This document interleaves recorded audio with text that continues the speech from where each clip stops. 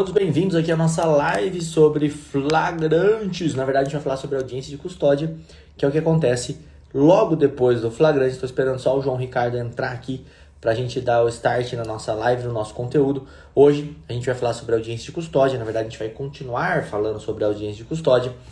E já o João Ricardo entra aqui, eu aceito ele aqui para a gente começar a nossa aula. E claro, isso é um evento de aquecimento para o nosso evento Flagrante Experience, tá?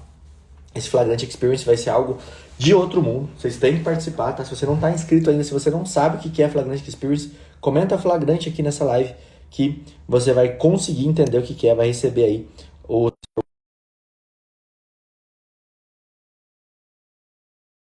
sua, no seu direct, beleza? Deixa eu liberar aqui o João Ricardo para ele entrar aqui junto comigo, para a gente começar o nosso conteúdo sem demora. Esperando só o João aceitar aí, pronto, o João aceitou, show de bola. Vamos lá, começando nossa live aqui, a gente vai falar sobre audiência de custódia, né, João? É isso aí, boa noite, galera. Começamos mais uma live de aquecimento para o nosso evento que vai ser semana que vem. Daqui 2 semanas, na verdade. Não, Dia 3, 4 e 5. semana que vem. Semana que vem. Então, 3, 4 e 5 de maio, a gente tem um encontro marcado, um evento sensacional que você que está aí já inscrito, está ansioso. E você que não está inscrito ainda, você não sabe o que está perdendo, tá? Ou seja, não é só o que a gente sempre faz, que já é totalmente diferente de todo mundo, que é dar cursos completos, sem te vender nada. Depois não vai ter venda de flagrante, nada sobre flagrantes para você. É um curso completo sobre flagrantes. E para além de um curso, a gente quer te dar as experiências de um flagrante. Não adianta só saber o que fazer. É importante você ter conhecimento prático. Não é à toa que a gente tem a comunidade criminal na prática. Então, o que é a proposta desse evento? É você, por 3 dias, e não por 3 aulas, ou seja, 3 dias, das 9 às 18 horas, você ter acesso a tudo de informação com relação a flagrantes criminais e a gente te mostrar vídeos reais para você saber como que acontece. Tem algumas coisas que não tem como gravar. A gente vai te mostrar gravações, imagens de verdade com atores, para saber como que funciona na prática, para você vivenciar todas as emoções de um flagrante criminal. Por isso chama Flagrante Experience, uma experiência em flagrantes criminais. É para você ter experiência antes mesmo de ter experiência. Essa é a proposta e eu tenho certeza que quando você sair desse evento grandioso, tá, você vai realmente se sentir preparado e daqui a pouco, né, encerram-se as vagas. A gente tem aqui, a gente já está quase encerrando o primeiro lote com esse valorzinho de R$ 97 apenas, né? Então não perca, vai lá no link da minha bio ou na bio do Rodrigo e se inscreva e É vamos só começar comentar aqui. flagrante aqui também, que você recebe já no seu direct aí. Perfeito. Mais fácil, jeito mais rápido, só você comentar flagrante aqui, você recebe todas as informações aí. Perfeito. Já vamos entrar no conteúdo pesado aqui. Qual que é a ideia? A gente sabia que depois do flagrante tem uma audiência de custódia. E o nosso evento vai falar só sobre flagrantes. Então a ideia é eu, junto com o Rodrigo, a gente vir aqui com você para te ensinar sobre custódia, para você também ter esse bônus. Ou seja, a gente sempre entrega mais do que a gente promete. Então, eu e o Rodrigo, a gente está tendo esse propósito de vir aqui e conversar com você sobre também a audiência de custódia. Continuando, Rodrigo, dá prosseguimento para a gente entrar aqui pesado no conteúdo, só para você ter conhecimento. Olha só, tudo roteirizado, tá? É muita coisa aqui sobre audiência de custódia. Eu não vou mostrar tudo, claro. Vou esperar você acompanhar aqui com a gente. É só um segundinho que eu tô escrevendo aqui. É isso aí, galera. Vamos lá, audiência de custódia. Quem já acompanhou as nossas lives anteriores sabe que é um ato onde você tem uma segunda oportunidade de conseguir a liberdade do seu cliente. Depois do flagrante, ali com o delegado, ali com a autoridade policial, o seu cliente, se ele ficar preso, ele vai ser submetido a uma audiência de custódia que acontecerá no outro dia, geralmente, tá? Essa audiência de custódia, o juiz tem como objetivo principal verificar, primeiro, legalidade da prisão. Depois, integridade física do seu cliente e, por terceiro, a necessidade da conversão da prisão em flagrante, que é uma prisão pré-cautelar, em uma prisão preventiva, que é uma prisão cautelar. E, consequentemente, se não for caso de prisão preventiva, ele vai analisar se é caso de liberdade provisória ou, subsidiariamente, a liberdade provisória, as medidas cautelares diversas da prisão do artigo 319, e a gente tem um monte de sacada, um monte de estratégia para você realmente participar dessa audiência com êxito, conseguindo, além de liberdade, que é o que mais se busca no processo criminal, a gente conseguir honorários, tá? Para que você realmente consiga incrementar a sua advocacia e mudar de alguma maneira, de forma gratuita, que é assistindo aula de verdade. Vocês vão ver que toda vez que eu e o Rodrigo a gente aparece aqui é para te dar aula, para te ensinar questões práticas que a faculdade não te ensina. Show de bola, galera. Bom, na última aula a gente estava falando então tudo o que o juiz deve perguntar, o que o juiz deve fazer durante uma audiência de custódia. A gente passou lá por cientificar o direito ao silêncio do réu. A gente falou para você de estratégias como o silêncio parcial. O juiz tem que perguntar se o seu cliente já falou com o advogado, se recebeu atendimento médico, se entrou em contato, se comunicou com a família.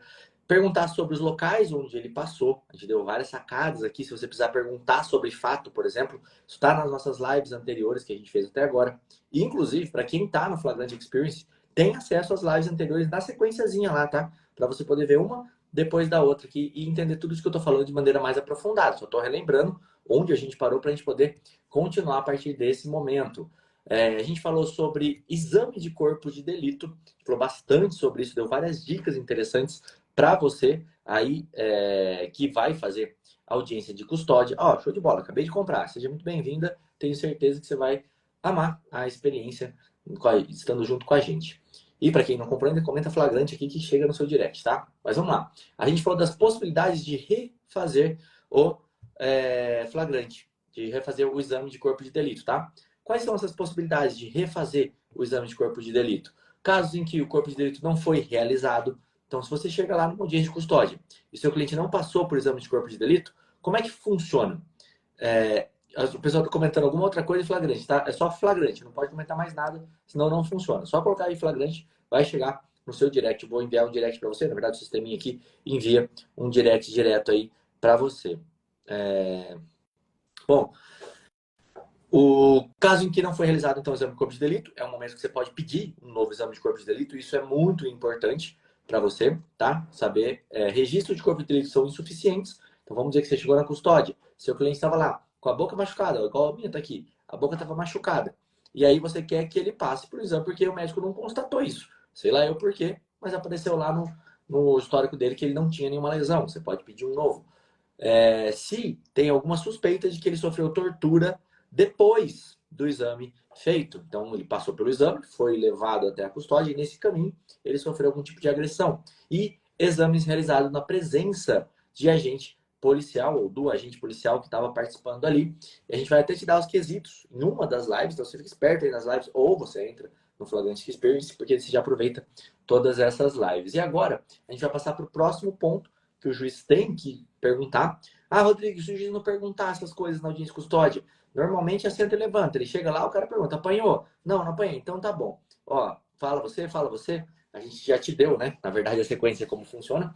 Mas essas aqui são as perguntas que a resolução traz. A resolução 213 traz que seriam perguntas que o juiz deveria fazer. Se ele não fizer, as que forem interessantes, você vai fazer. E é isso que a gente está te ensinando aqui. Vamos lá. O artigo 8º, inciso 5678, artigo 8º, inciso 8º da resolução 213, diz que o juiz deve abster-se de fazer perguntas com finalidade de obter provas. Isso aqui é extremamente importante, tá? Esse ponto específico é extremamente importante. Por quê? Porque tem muito juiz que quer obter confissão. Ele quer tentar conseguir a confissão do cliente nesse momento. E aí, o que acontece? Ele vai perguntar sobre o fato. Mas e aí, você entrou lá? Você estava com essa droga? No momento que você estava com essa droga ali, você tinha vendido ela, né? Como é que funcionou? E aí você começa a perceber que o juiz, em vez de estar fazendo a custódia ali, o que ele está querendo fazer é simplesmente obter uma confissão daquela pessoa que está sentada ali. A gente falou sobre o silêncio parcial, que às vezes é interessante você fazer, mas pode ser que o juiz tente isso. E pode ser, como a gente falou também, que ele tente o inverso, tá? Que ele não deixe falar nada. E aí você não consegue puxar elementos que talvez sejam fundamentais para a sua defesa. Mas sabe, então, que o artigo 8º, até fácil de decorar, o artigo 8º, inciso 8º da Resolução 213, diz que não se pode perguntar sobre fatos. Quando que você vai utilizar essa cartada? Simples. O juiz passou do ponto, fez uma pergunta que você sente que pode complicar o seu cliente, seja porque ele não vai saber responder, seja porque realmente a situação ali naquele momento pode complicar o seu cliente, ou o Ministério Público fez esse tipo de pergunta, na hora você tem que levantar a mão e interromper. Excelência, pela ordem, não pode ser feitas perguntas sobre o fato, não é esse o objetivo da audiência de custódia. E nesse momento, você pode inclusive falar que as perguntas do próprio juiz são impertinentes. Olha que interessante. Por quê? Porque o juiz também não pode, ele tem que seguir a resolução. Aí você vai fundamentar e vai pedir. Ah, e se o juiz quiser fazer mesmo assim? Vai constar em ata, tá? Ó, então, excelência, consta em ata que a defesa impugnou a sua pergunta, ou se insurgiu contra a sua pergunta, e nesse momento o senhor decidiu que iria fazer pergunta mesmo assim, mas eu preciso pontuar que nós não estamos de acordo com com essa pergunta, beleza? Perfeito. Vamos lá, Rodrigo. Agora a gente tem a possibilidade, você advogado, de buscar a garantia de que o seu cliente vai ter a integridade física dele preservada, ou se ela não estiver preservada, registrada, para que aqueles policiais sejam responsabilizados. Então vamos lá. Primeira coisa, o juiz ele é obrigado a fazer essa pergunta que eu vou fazer aqui. É pergunta sobre o tratamento recebido e os locais pelos quais ele passou. A resolução ela é clara no artigo 8º, inciso 6º, que o juiz deve perguntar sobre possível agressão, violência, que deixou vestígios. O corpo, ele fala, medicina legal ela é muito clara nesse sentido. Toda e qualquer agressão que o seu cliente tomou vai deixar uma marca, né? Ainda que tenha sido um tapa, um safanão, ou seja, uma rubefação, às vezes não é uma via de fato, não é uma lesão corporal que deixou um vestígio, tipo um corte, tipo uma fratura. Às vezes é só uma questão de empurrão, algo que não deixa uma lesão muito forte, mas ainda assim vai ficar um registro. E a gente lembra dos crimes que deixam vestígios, que são os crimes não transeuntes, e claro, acontecendo uma agressão, uma violência, um excesso policial, que a gente sabe que é uma excepcionalidade, mas às vezes acontece. Se acontecer isso, é obrigatória a realização do exame de corpo de delito. O juiz ele deve pedir esse exame de corpo de delito. Então, no artigo 8º, inciso 6º, descreve, ou seja, prevê a obrigação do magistrado de perguntar sobre possível tortura, ou seja, agressão, e também o tratamento que ele recebeu e os locais que ele passou. Olha que interessante. Por que os locais? A gente sabe que, às vezes, no momento da prisão, o indivíduo ele não é conduzido diretamente para a delegacia como deveria ser. A prisão acontece e o indivíduo não é conduzido diretamente. Né? Então, interessante que o próprio cliente fale sobre os locais que ele passou e aí lembrar daquela sacada de que há possibilidade de realização de um novo exame de corpo de delito. Então, o inciso 7º fala que o juiz deve verificar se foi realizado, e aí há a possibilidade ainda de pedir novo exame de corpo de delito, caso, depois do exame de corpo de delito, o seu cliente venha ter sido agredido, ou seja, antes do exame de corpo de delito não ficou registrado, não ficou identificado, não ficou fixado ali no próprio laudo que houve agressão, e a agressão aconteceu depois do exame de corpo de delito. Então, se acontecer do seu cliente apresentar marcas de agressão ainda que depois do exame de corpo de delito, novo exame de corpo de delito deve ser realizado. Lembrando que a Lei 13.964, que é o nosso pacote anticrime, trouxe a hipótese, a possibilidade, que nem poucos advogados têm feito, que é a possibilidade de você arrolar assistente técnico, inclusive, para participar junto desse exame de corpo de delito. Se você achar que a participação de um perito particular, de um médico particular como assistente técnico vai ser importante para garantir o registro eficaz, correto, para colocar uma quesitação específica, para colocar uma informação específica nesse exame de corpo de delito, baseado no artigo 3b, inciso 16 do Código de Processo Penal, é possível você, advogado, arrolar assistente técnico para participar dessa perícia, desse exame de corpo de delito que vai ser realizado e requerido pelo próprio magistrado. Show de bola. Bom, basicamente então, uma revisão de tudo que a gente falou até aqui da live, o João acabou de fazer para vocês. Aí na sequência, eu já falei para vocês aqui o próximo inciso, que é o 8º, que é a questão do magistrado não poder fazer perguntas sobre fatos. E aí a gente continua aqui na resolução, e agora a gente vai para o inciso número 10, que fala averiguar se há gravidez, dependentes, histórico de doença, transtornos mentais, dependência química para analisar encaminhamento para assistência social e imposição de medidas cautelares. Isso poucas vezes acontece e é muito importante que você cuide dessa parte, tá? Primeiro ponto, averiguar gravidez. Sempre que é uma mulher que ou está grávida ou tem dependentes, que é a sequência, você tem que perguntar isso, porque isso é ponto crucial para você conseguir liberdade do seu cliente dentro da audiência de custódia. Então, se a pessoa que está ali está grávida e muitas vezes não se sabe dessa condição da pessoa, ou se ela tem filhos menores, que são os dependentes, a segunda coisa que o juiz deveria perguntar para a pessoa e às vezes não pergunta, isso vai influenciar. Porque mulheres com filhos que dependam dela, que ainda são dependentes, crianças novinhas, por exemplo, isso até decisão recente da STJ confirma que você precisa deixar essa pessoa em liberdade, ou até mesmo conseguir uma prisão domiciliar para essa mulher que tem o filho que dependa dela, que seja dependente exclusivo dela, até fica mais forte ainda. Se for homem, também pode ser filho, mas você tem que provar essa dependência. E aí o importante aqui sempre é você juntar certidões. Cara, a mulher tá grávida? Tá, acontece muito isso na defensoria. Às vezes, na entrevista, que acontece antes da custódia, a pessoa fala, olha, eu estou grávida. Qual que é o problema? Eu não vou conseguir ter acesso ao laudo, porque demora até a gente ter contato com o familiar dessa pessoa que está ali. Porque às vezes precisa esperar chegar na custódia, às vezes a informação do flagrante não está completa, a gente não consegue contato antes. Então, na defensoria, existe uma complicação para sentar em contato com os familiares e conseguir, por exemplo, esse laudo dizendo que a pessoa está grávida. E aí, sem uma prova robusta dentro do processo, que essa pessoa está grávida, essa mulher está grávida, ou um barrigão lá que ela esteja apresentando para o juiz poder ver aquela situação, se for um juiz mais punitivista, ele vai falar, não, se você não trouxe nenhum comprovante, depois você junta o comprovante aqui no processo. Já ouvi isso várias vezes, mas eu preciso tentar, porque tem juízes que aceitam a mera alegação, vamos dizer assim, e aí você vai falar para a família, olha, eu não tinha o comprovante que ela estava grávida, o juiz até poderia aceitar esse ponto, mas ele não aceitou porque não tinha comprovação, o que também não está errado, tá? Se a gente fala alguma coisa, a gente precisa provar, e você, advogado, vai tomar esse cuidado de conseguir esses documentos. Filhos menores, eu preciso da certidão de nascimento dessa criança para poder comprovar. Histórico de doença. Aqui é muito mais para você conseguir ou uma tese muito importante, que a gente vai falar lá na frente, que é o presídio para qual o meu cliente vai ser encaminhado não possui capacidade de atender essa pessoa na necessidade que ela tem dessa doença específica dela. Tá? Então, o histórico de doença ou transtorno mental vai servir para você, né, para embasar esse tipo de pedido.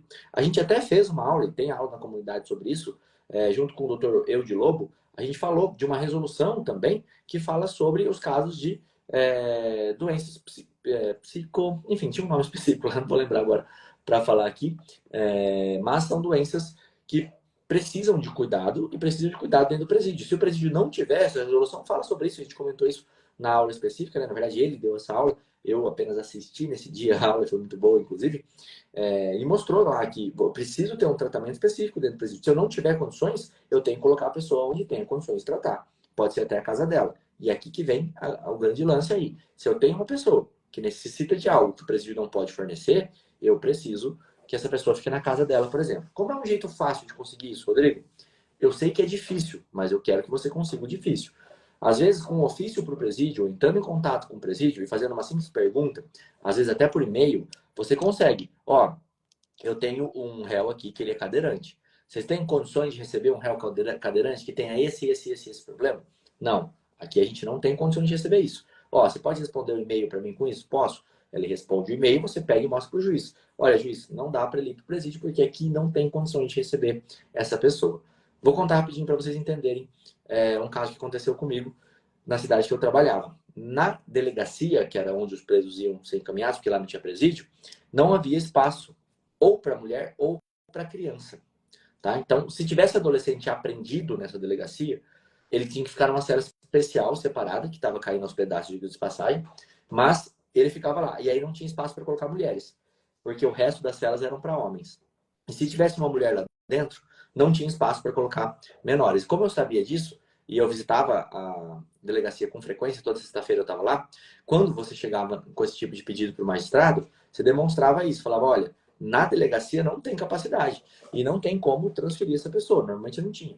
E aí isso muitas vezes fundamentava um pedido de prisão domiciliar para a pessoa ali na cidade, tá? Então esse é um ponto muito interessante aqui que a gente passou, que é o histórico de doença. Olha a importância de uma pergunta, como tem desdobramentos dentro da custódia ali. Rodrigo. Dependência química.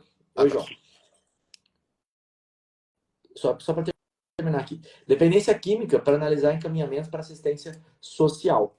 De novo, por várias vezes, e aí vai de encontro com o que a gente falou nas primeiras lives. Se você tem um juiz que você conhece o perfil dele, e esse juiz, por exemplo, é um cara que gosta de, vamos dizer assim, salvar pessoas que são dependentes químicas ou colocar essas pessoas em tratamentos, às vezes o juiz tem uma cabeça que ele acha que essas pessoas estão ali por conta do vício da droga, não exatamente por conta de cometer um delito. E que se ela tiver uma oportunidade de ser internada em algum local, ela vai melhorar. Já peguei diversas vezes juiz com esse pensamento. Então, quando tem dependência química que está relacionada com delito, é mais fácil você conseguir a liberdade por esse caminho. De dizer, olha, tem dependência química e é possível fazer o tratamento em uma clínica específica, que principalmente se a família tem condições de pagar, que já está reservada para ele a vaga. E aí é importante a família ser rápida e conseguir a vaga, para que você apresente uma alternativa na audiência de custódia dele. Olha, ao invés da prisão nesse momento, ele é dependente químico e a família consegue, já conseguiu uma vaga para ele, já está certa a vaga, já está pago lá o local na clínica e ele vai sair daqui direto para essa clínica específica. E aí, beleza, ele assina compromisso e vai. É uma outra forma de conseguir, às vezes, até delitos que ele não sairia naquele momento. Exemplo, tráfico de drogas é um exemplo muito comum que você pode juntar essas duas informações. E, por fim, imposição de medidas cautelares barra liberdade aqui. O juiz tem que averiguar se isso é possível ou não. Vai lá, João. Perfeito. Eu vou passar duas sacadas pra galera aqui, e aí vocês fiquem atentos, tá? Eu sempre digo que uma sacada paga tudo. E se você pegar essas duas sacadas aqui, quem sabe você consegue resolver muita coisa nos seus casos quando o assunto é audiência de custódia. Vamos lá. Primeira coisa, a gente tem a previsão no artigo 8º, parágrafo 2º, que as mídias do interrogatório do seu cliente vão ser registradas preferencialmente por áudio, por vídeo. Olha que interessante. Saiba que esse momento que o seu cliente vai ser ouvido na audiência de custódia não é um interrogatório. Deixa eu ler para você. Ele fala aqui, ó, a oitiva da pessoa presa. É assim que diz o parágrafo 2º, a oitiva da pessoa presa será registrada. Ele não está falando assim, um interrogatório do custodiado. Olha que interessante, a terminologia não é interrogatório. Ou seja, isso tem natureza de oitiva. É para saber por onde ele passou, se ele foi agredido. Esse momento não é interrogatório. O que a gente conclui com isso? Que não deve chegar ao processo, não fica anexado ao flagrante. Essa é uma sacada muito interessante, porque eu já vi várias vezes a oitiva da pessoa presa, do custodiado, estar no processo. E automaticamente, às vezes, prejudica. O cara tá lá, virado à noite sem dormir, muitas vezes ainda tá embriagado, muitas vezes ainda tá sob efeito de drogas, muitas vezes ele não entendeu o que tá acontecendo, aquele turbilhão de coisas, você orientou para ficar em silêncio, ele não ficou. Saiba que, no momento que ele for ouvido, esse áudio, esse vídeo vai ser registrado e não vai ser anexado ao flagrante, muito menos no processo. Primeiro ponto interessante. Vamos ler aqui, ó. A oitiva da pessoa presa, artigo 8º, parágrafo 2º da Resolução 213, será registrada preferencialmente em mídia, dispensando-se a formalização do termo de manifestação da pessoa presa ou o conteúdo das postulações das partes, e ficará arquivada na unidade responsável pela audiência de custódia. O arquivo é na unidade de custódia, e não no processo, e não na delegacia. Perfeito? Essa é a primeira sacada. Por quê? Muitas das vezes você acaba. O seu cliente acaba se prejudicando pela fala dele na audiência de custódia e isso chega no processo. Agora, o inverso também é verdade. Se você tem alguma fala que é importante, digamos num júri, onde você precisa de mostrar para os jurados que desde o primeiro momento o seu cliente foi ouvido, que não foi nem no interrogatório, no primeiro momento que ele foi ouvido judicialmente, ele foi agredido. Sabe aqueles casos onde há uma suposta confissão em sede policial e logo no dia seguinte o seu cliente lá na audiência de custódia falou: olha, eu sofri agressão e é por isso que eu confessei ontem. Confessei um negócio que eu não fiz, confessei algo para outra pessoa, eu menti. Entende? Então há situações até mesmo de júri que é necessário você ir lá buscar no arquivo da unidade responsável pela custódia os registros do, da oitiva do seu cliente. A oitiva mesmo, não é interrogatório. E aí sim você vai poder utilizar, porque você sabe que a própria resolução manda registrar e arquivar, você vai buscar esses arquivos, saiba que é mais uma possibilidade de você fazer prova no processo. Então, uma via de mão dupla, você vê exatamente como que você vai se utilizar estrategicamente desse registro, que você sabe que ele existe, tá? E ele está arquivado, ou pelo menos deve estar. E aí é interessante mostrar que você, digamos que não estava arquivado ou que não houve o registro. É interessante você fazer um pedido para o próprio juiz ou o responsável pela unidade de registro e arquivo, falar assim, olha, eu preciso das mídias.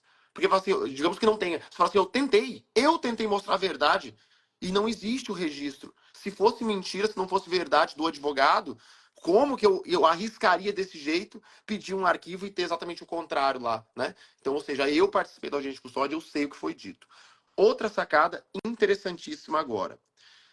Há situações onde o seu cliente ele é preso em cumprimento de mandado de prisão. E há situações que o seu cliente é preso em cometimento de flagrante delito. Digamos que o seu cliente já tinha um mandado de prisão contra ele, mas ele estava foragido, ele estava oculto.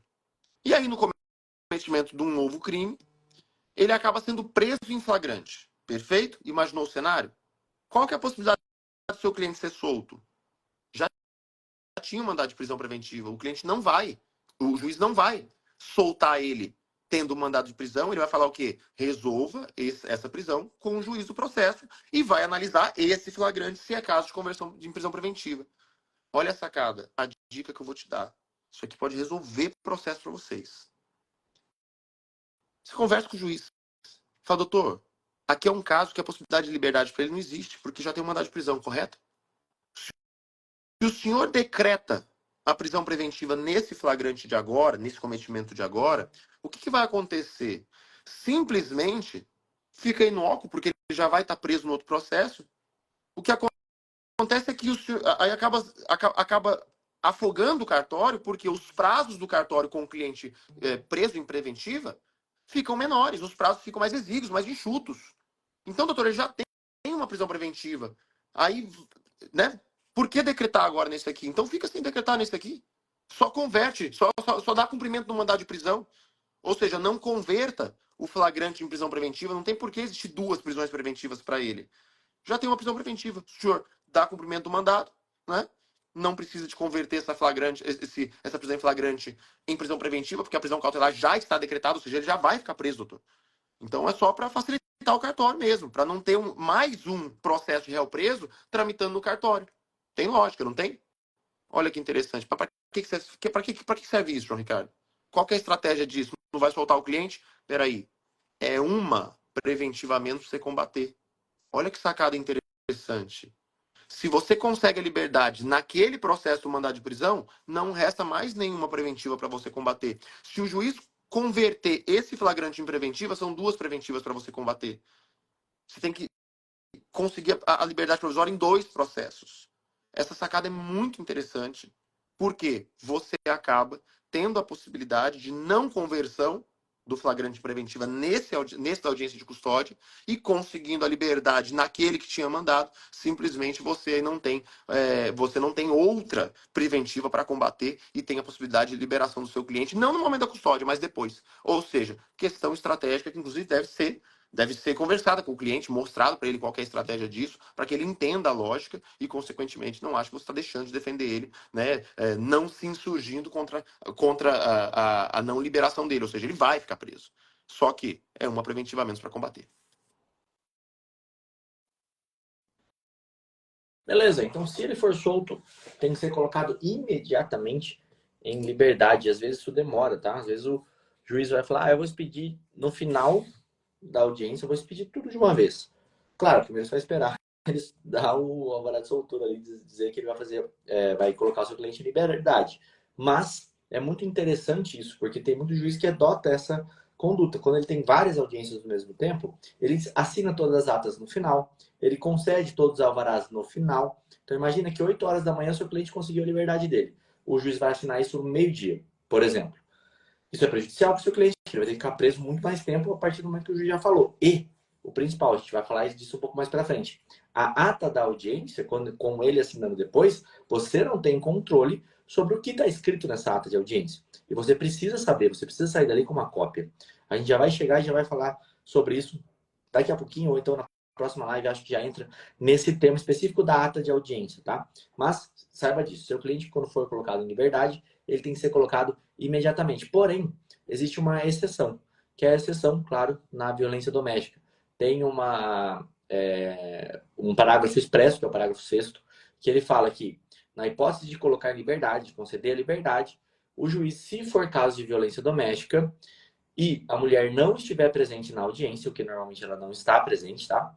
Antes de expedir o alvará de soltura, tem que notificar a mulher dessa decisão, sem prejuízo da intimação do seu advogado ou do seu defensor público. Então, olha só que zica aí, né? Normalmente isso não acontece, tá? Pelo menos aqui onde eu atuo. Talvez na sua localidade isso aconteça de maneira diferente. Mas como a gente falou, a custódia ela é algo que o juiz não respeita muito certinho a resolução 213, né? Tem muito juiz que passa por cima da resolução 213. E aí, esse é um dos pontos bons para você. Mas saiba que isso, se isso acontecer, tem um respaldo na resolução, de falar, olha, não vou colocar seu cliente aqui, porque primeiro eu preciso intimar a vítima. Eu acredito que essa resolução não poderia conter esse tipo de informação, porque se o direito de liberdade foi concedido, tem que ser imediato, não pode esperar encontrar a vítima para intimar ela para falar, olha, ele foi solto. Se ele foi solto é porque ele não apresenta mais risco para a vítima, né? Mas esse é um ponto que eu acredito que você vai perder se você tentar combater ou bater de frente, se o juiz pedir para que primeiro intime a vítima para depois pedir o alvará de soltura. Se você questionar isso, vai acabar ficando pior, né? Então aqui é uma coisa que a gente vai ter que saber lidar durante a audiência de custódia aqui. Perfeito, galera. Agora vamos entrar no cerne da audiência de custódia. O que a gente quer na audiência de custódia? É liberdade, tá? E aí a gente quer qual liberdade? A liberdade provisória. Esse que é o pedido principal da audiência de custódia, buscar a liberdade provisória do seu cliente. E aqui a gente já tem uma crítica. Por quê? A liberdade não é regra. A prisão é exceção. Então, por que liberdade provisória? Devia ser prisão provisória, né? Ou seja, a liberdade é regra. A gente já tem uma crítica no próprio nome. O pedido da liberdade provisória não tem nenhum tipo de formação de culpa. Como assim? Uma liberdade provisória que você vai pedir? A liberdade é regra. Deveria ter outro nome, mas enfim, é isso que a gente tem. É o pedido de liberdade provisória. Agora, qual que é a fundamentação legal da prisão? A gente sabe que a liberdade é regra. A gente sabe que a liberdade deveria ser a regra e não é, muitas vezes. Mas o primeiro fundamento é o artigo 282 do Código de Processo Penal, no parágrafo 6º. Ele fala, lê comigo, ó, a prisão preventiva somente será determinada quando não for cabível a substituição por outra medida cautelar, do 319. E o não cabimento dessas medidas deverá ser justificado e fundamentado com elementos do caso, de forma individualizada. É isso que prevê o artigo 282. Ou seja, a regra liberdade só vai ser aplicada à prisão quando não for substituível a prisão pelas medidas cautelares 319 e não se substituindo, deve-se fundamentar e justificar, ou seja, justificar o porquê do não cabimento 319 das medidas cautelares e fundamentar com os elementos do caso. E aí fala no artigo 202 de forma individualizada. Isso aqui é algo bem raro de acontecer, tá? Geralmente é em questões abstratas. Isso aqui já dá fundamento para você subir com recursos para buscar liberdade. Aí você, advogado, vai buscar a fundamentação? Lembra daquilo que a gente diz? A legalidade é um ônus do Estado. É o Estado, é o juiz, o presidente que está presidindo, o juiz, o magistrado que está naquela audiência, que ele deve fundamentar. Se ele não fundamentou, o seu papel não é buscar que o juiz fundamente, e sim utilizar aquela não fundamentação para buscar a liberdade do seu cliente. No artigo 321, ele fala que o juiz deve conceder a liberdade sempre que não cabível as medidas cautelares do 319. E aí vai além. A gente tem os requisitos da prisão preventiva que estão no 312 e 313. Tá? Coisas interessantes que eu tenho para falar rapidamente sobre os dois artigos, 312 e 313.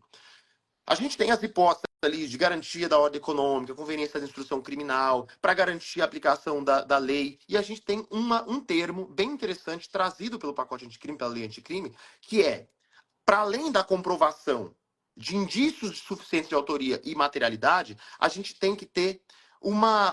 O juiz tem que falar qual que é o periculum libertatis, é o estado de perigo para a sociedade que a liberdade do cliente acaba proporcionando à sociedade de forma negativa. Qual que é o risco de deixar o seu cliente em liberdade? Se houver risco comprovado, aí sim o artigo 312 admitiria, nas hipóteses de garantia da ordem pública, ordem econômica, conveniência da instrução criminal para assegurar a aplicação da lei penal, aí sim a gente teria a possibilidade de prisão preventiva. Outra coisa interessante, o artigo 313 ele coloca quando cabe a prisão preventiva. Então a gente sabe, já no inciso 1 que fala que é para crimes dolosos punidos com pena privativa de liberdade, ou seja, tem que ser PPL maior que 4 anos, superior a 4 anos. Inciso 2, quando o seu cliente for reincidente em crime doloso, ou seja, reincidente em crime culposo, não. E inciso 3, em violência doméstica, familiar, contra idoso, adolescente, enfermo, etc. Tá? Pontuação interessante que a gente tem. A lei anticrime, essa lei 13.964, ela trouxe uma possibilidade de prisão automática que eu, particularmente, eu e o Rodrigo, a gente tem uma crítica severa, que é do artigo 310, parágrafo, inciso 3º, parágrafo 2º. O que ele fala? Ele fala que o juiz vai converter o flagrante automaticamente se verificar que o agente ele é reincidente ou ele integra organização criminosa, armada ou milícia. Ou ainda, se ele portar arma de fogo de uso restrito. Independente dos motivos, independente da razão, esse artigo veio trazendo 310, inciso 3º, parágrafo 2º, falando que o cliente vai ter a prisão preventiva decretada se ele participar. Olha só, não tem nem como ele só a mera alegação, tá? Os indícios ali. Se ele participar de organização criminosa, armada ou milícia, ou se ele portar arma de fogo de uso restrito, ou se ele for reincidente. Ou seja, vai ser denegada a liberdade provisória só por existir nesse momento preliminar, ou seja, como que vai se aferir se realmente o cliente ele participa de organização criminosa? Difícil, né? Enfim, se ele estiver portando arma de fogo de uso restrito, ou seja, nessas hipóteses, a gente tem uma automática decretação da prisão preventiva segundo a lei, segundo o pacote de crime, a lei anticrime, tá?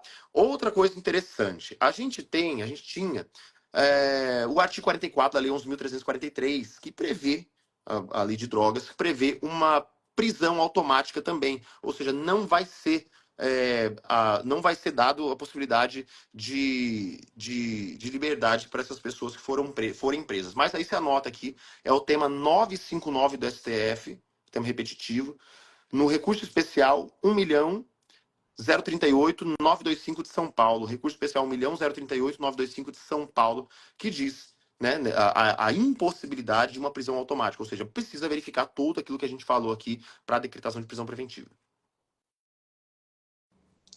Beleza, galera, vamos lá. Mas antes de chegar na custódia, o que precisa acontecer? O flagrante, ó. O flagrante experience. Esse é o nosso evento que a gente vai fazer, porque a gente está fazendo essas aulas aqui, essa sequência de lives, vamos dizer assim. Se você não acompanhar elas ao vivo aqui, ou se você não pegar em algum dos momentos que a gente está passando essa aula aqui para vocês, você vai ter que assistir aonde? Dentro do flagrante experience. Lá você pega toda a sequência. Não sei se você acompanhou desde o começo, se você assistiu uma outra live, mas a gente começou lá antes da custódia, falou tudo sobre antes da custódia, como é que você prepara, o que acontece, quais são os tipos de coisas que existem lá. É um ato de 5 minutos, que se você não souber fazer, seu cliente sai de lá preso e você sai com a cara no chão, passando vergonha. Então você precisa entender como é que você faz o passo a passo. A gente está caminhando aqui dentro do flagrante, a gente já falou para você tudo aquilo que o juiz precisa perguntar, o que ele precisa abordar, como que ele passa.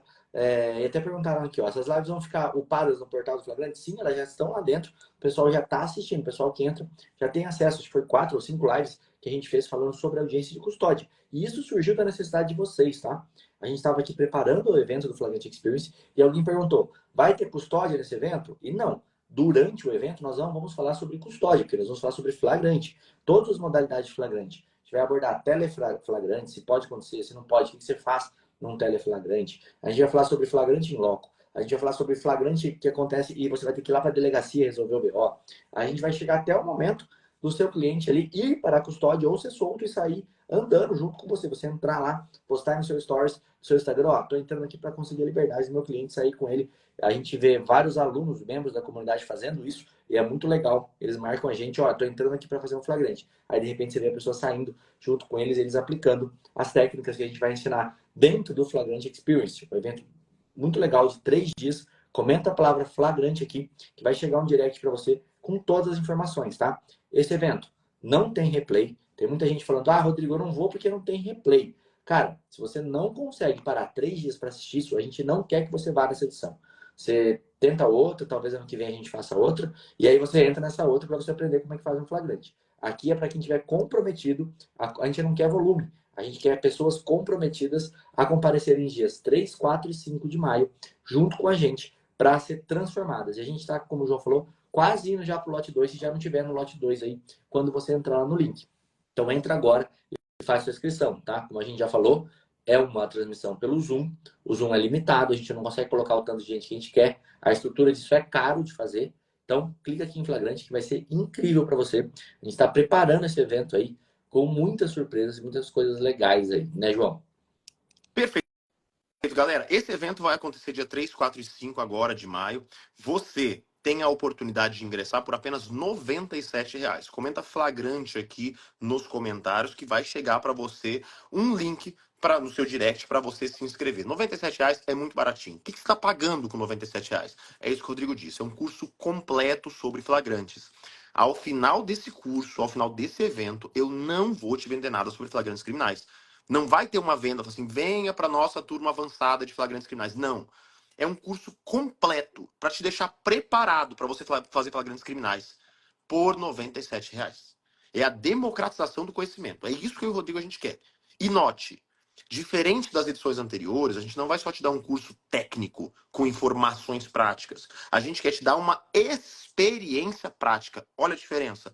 Informação prática é falar como acontece na prática. Experiência prática é fazer você ver como acontece na prática. Olha isso que a gente está planejando para vocês. Não vão ser como as edições anteriores, três aulas de noite. Vão ser 3 dias de aula, onde a gente vai te mostrar imagens reais, imagens gravadas com atores, para você ter a sensação, a experiência de como é ter uma prerrogativa negada, como é ter um requerimento formalizado ou oral negado. Como que é a sensação, as emoções de você chegar num flagrante em loco e dar de cara com a polícia? O que se fala? Com quem se fala? Como se faz? Quando o flagrante acontece, o cliente está no camburão, com quem que você fala? Se for falar com o seu cliente, o que que você fala? E se o policial estiver do lado, o que que você faz? São esses tipos de informações, é esse tipo de experiência que a gente vai te mostrar. Não é só te falar. A gente vai te mostrar. Para você ter acesso a esse tipo de informação, estar preparado. Olha só, muitos advogados se sentem seguros para fazer um flagrante criminal porque não tem experiência. Nunca fez. Por que que chama flagrante experience? Por que que é isso? É para que você tenha a sensação, a certeza, a convicção que você já tem experiência para ir para um flagrante criminal mesmo nunca tendo feito nenhum. É para você ter estratégia, técnica e experiência.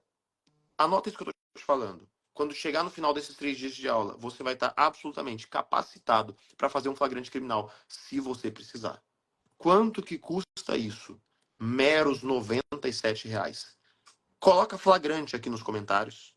Vai chegar um direct para você e não perca essa experiência. Não é nem um curso completo, tá? Ninguém na internet faz isso que a gente faz. A galera faz o quê? Eles vêm aqui, dão 3 dias de aula, dá só um pouquinho de flagrante para você e fala assim, vem pra turma avançada de flagrantes, vou te ensinar tudo lá dentro. Não, a gente vai te ensinar tudo aqui fora, por R$ 97. E para além disso, para além de te ensinar tudo, a gente quer te mostrar a experiência de como faz o flagrante criminal. Vocês não vão se arrepender. Isso eu garanto. Vai lá, clica aqui no meu perfil, nessa setinha na cabeça do Rodrigo, segue os dois, manda flagrante nos comentários aqui que vai chegar um direct para você com o link, se inscreva, tá? R$ 97. Ah, não tenho R$ 97. Parcela em 12 vezes de 9,70. 9,70 você tem, tá? Você não vai se arrepender, eu te garanto. Isso aí, galera. O convite está feito depois de um dia que nós não avisamos. Esse valor que o João falou é o valor do lote 1. Talvez esteja no lote 2, a gente não sabe ainda quando muda o lote aqui, enfim. Entra aí, se tiver 97, você corre e aproveita, porque vai mudar o lote por esses dias, tá? O evento já é semana que vem, sem ser esse final de semana. No próximo já acontece o evento. Maravilha? Bom, a gente está caminhando aqui então na audiência de custódia. Deixa eu passar para você a sequência, né, da audiência de custódia para você não ficar perdido aí onde a gente está. Nós já falamos do antes, né? Já falamos do durante, estamos falando do durante para você. E durante acontecem alguns atos que eles são feitos muito rápido. E às vezes você não enxerga e muitas vezes o juiz inverte as ordens aqui desses atos. Que são, perguntas do magistrado. O magistrado começa perguntando. É isso que a gente falou. A gente passou todas as perguntas para você. Depois, ele abre perguntas. Para quem? Para o promotor. É importante ser essa sequência. Você só pergunta depois de ter ouvido o que o promotor perguntou. Lembrando aqui a advertência que a gente fez. Não pode perguntar sobre fatos e tudo mais. Então, em tese, o juiz deveria fazer todas aquelas perguntas iniciais que a gente está abordando uma a uma aqui com você e por que da importância de cada uma delas. Passa para as perguntas do próprio promotor. Ele vai fazer as perguntas que ele tiver e às vezes eles perguntam sobre fato. É bem complicado de fazer a audiência ali. Claro, lembrando uma coisa, eu só abrir um parênteses aqui. A gente sempre vai deixar a situação no mais difícil, no hard, no very hard. Quando eu jogava videogame tinha a opção very hard. É isso aí. A gente vai colocar a opção mais difícil que existe para você poder passar, tá? Ah, Rodrigo, eu fui numa audiência que o juiz, o promotor era todo mundo bonzinho, o policial que prendeu era bonzinho, tratou super bem, o delegado ofereceu café e bolo pro meu cliente na delegacia. Cara, lindo, ótimo, que bom que é assim, mas tem situações que não vão ser. E não adianta eu te ensinar quando o delegado oferece bolo e chá pro seu cliente, porque essa é uma situação fácil. Qualquer um entra ali dentro e faz. Agora, quero ver quando o pau pegar, quando o negócio ficar difícil, quando tiver briga. É aí que a gente entra para te ensinar como é que funciona. Então, a gente precisa piorar o máximo possível, porque se for tudo bom, você vai falar, ufa, estava preparado para encontrar uma pedreira, cheguei aqui e encontrei só uma pedrinha. Beleza? Vamos lá, então, continuando aqui.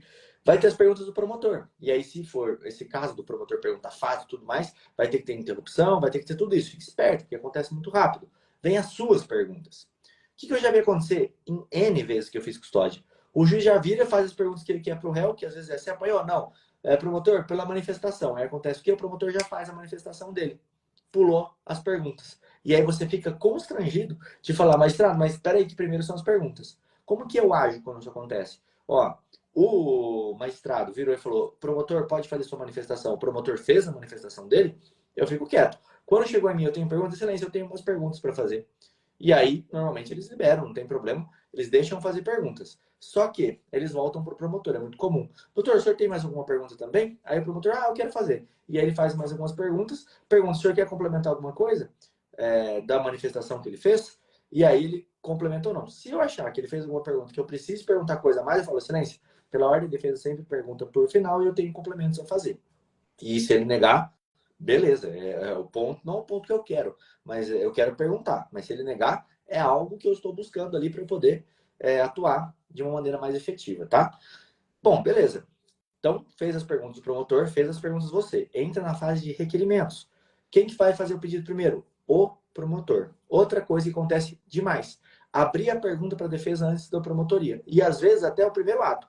Mas para terminou de perguntar, fala, doutor, qual que é a sua manifestação?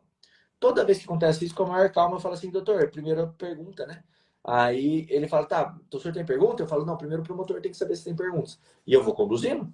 Eu vou só perguntar e só me manifestar depois do promotor. Isso é importante, porque tá tendo algumas práticas assim que é estranho, porque não tem no código. Exemplo, eu apresento minha resposta à acusação, abre para o promotor se manifestar sobre a minha resposta à acusação.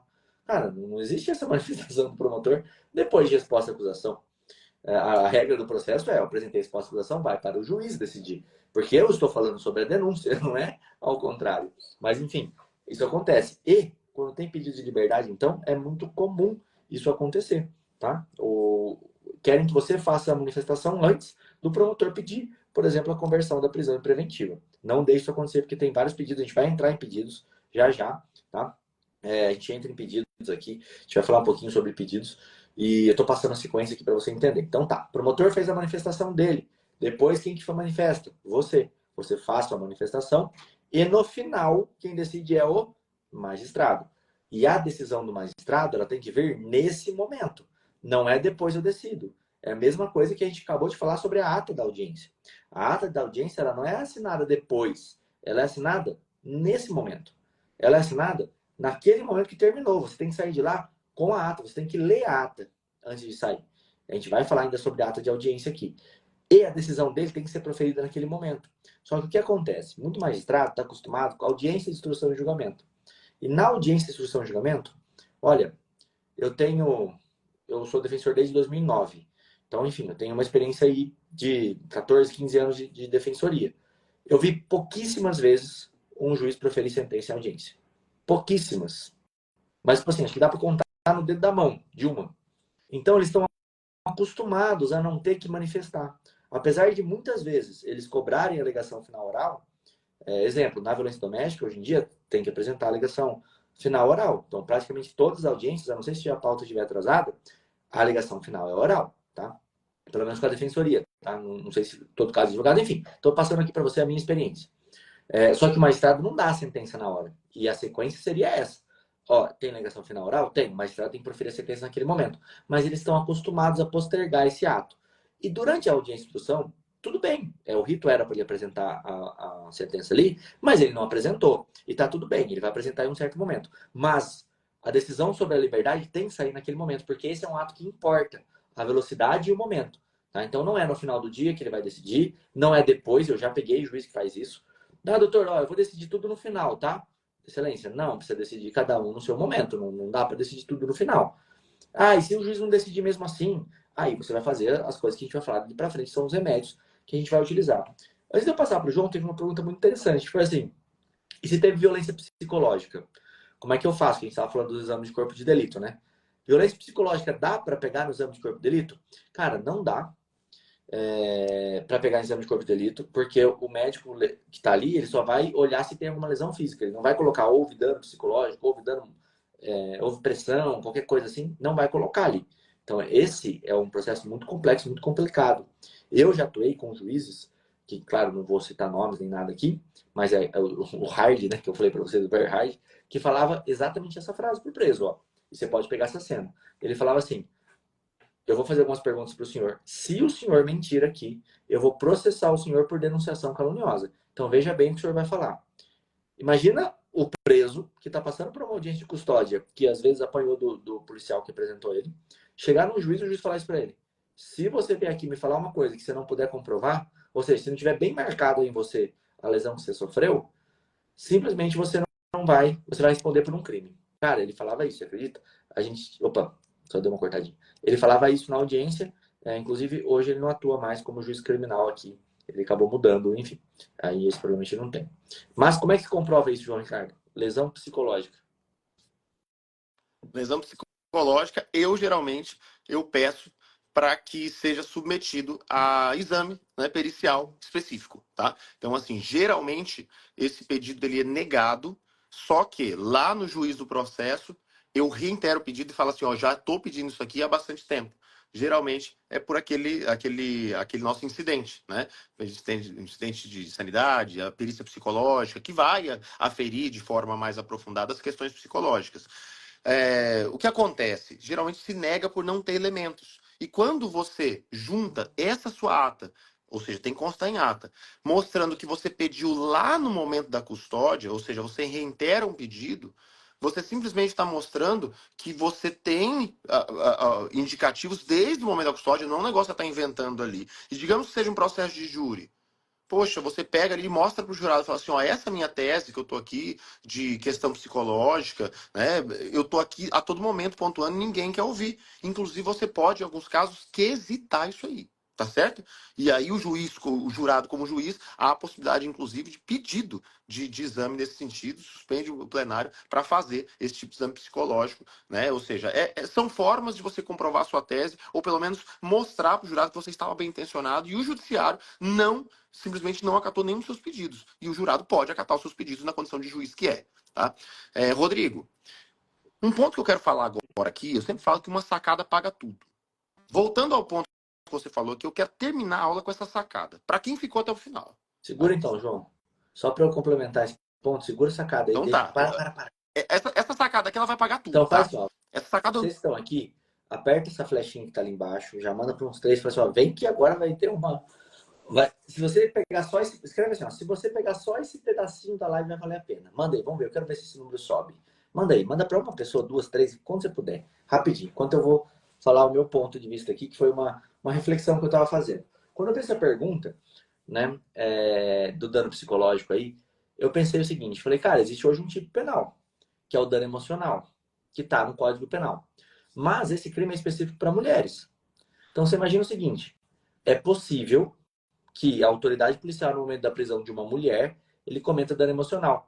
Aí você vai falar assim, Rodrigo, mas tem que ter contexto de violência doméstica. Não tem. O dano emocional não é um crime de violência doméstica, é um crime contra a mulher.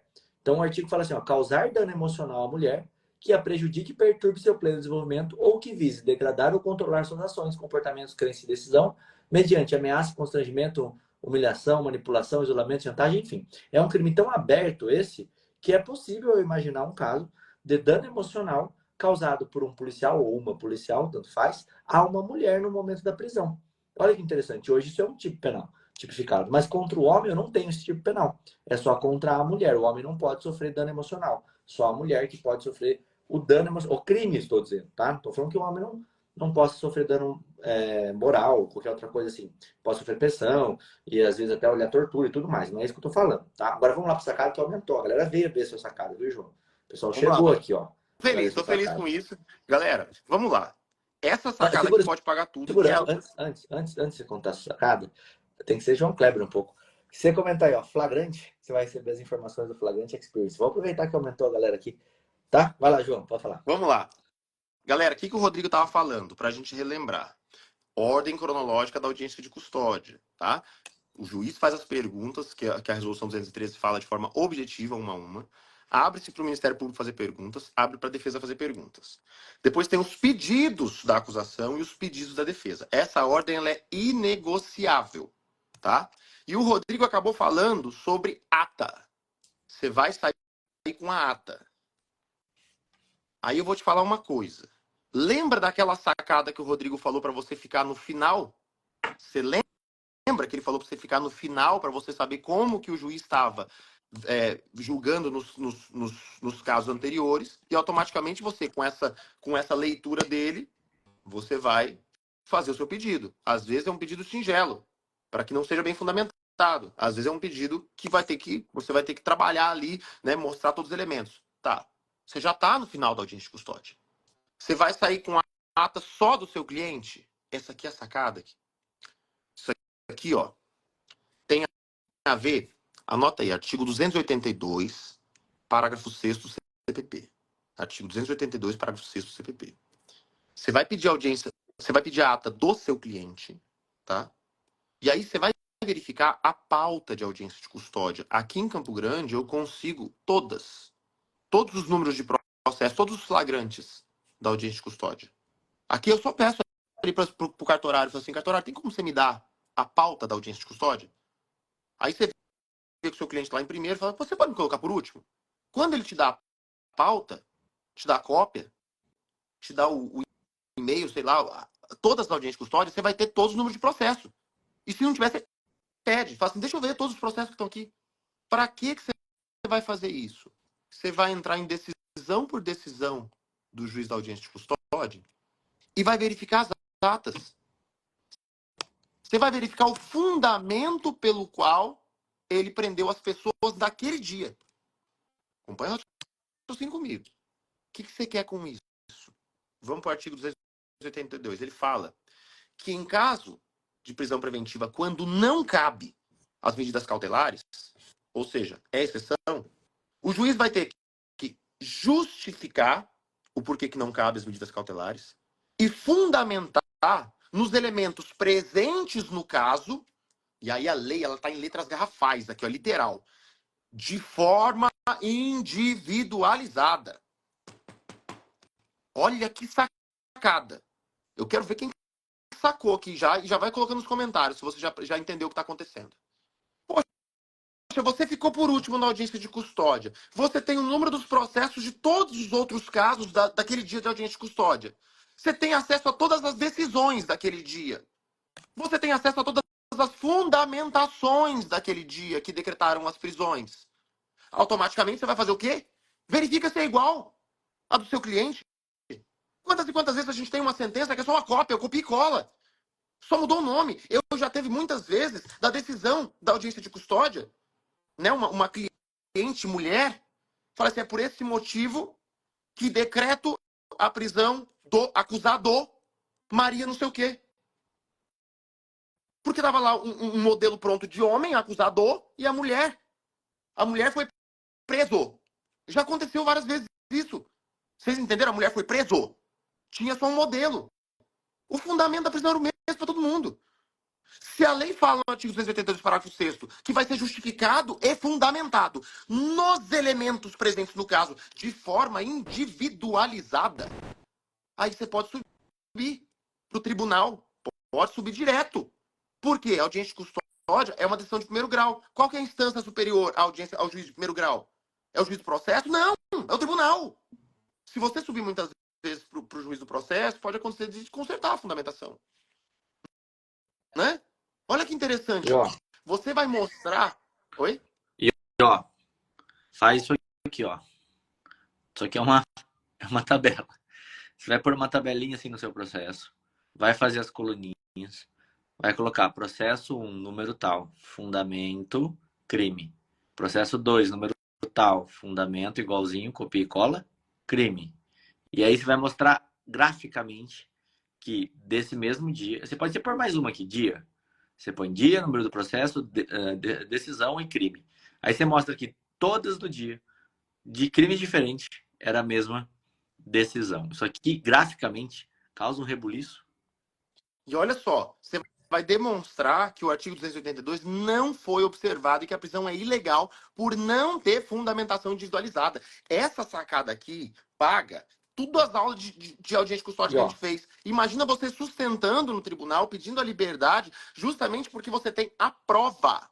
A prova de que não houve fundamentação individualizada. Ou seja, não houve individualização. e Isso aqui é ainda, sensacional. você cita o artigo 315, parágrafo 2º, inciso 3, que fala que não se considera fundamentada qualquer decisão judicial, seja ela interlocutória, sentença ou acordo, no seu caso é uma decisão de prisão, que é o que fala o caput, tá? A decisão que decretar, substituir ou denegar prisão preventiva sempre será fundamentada.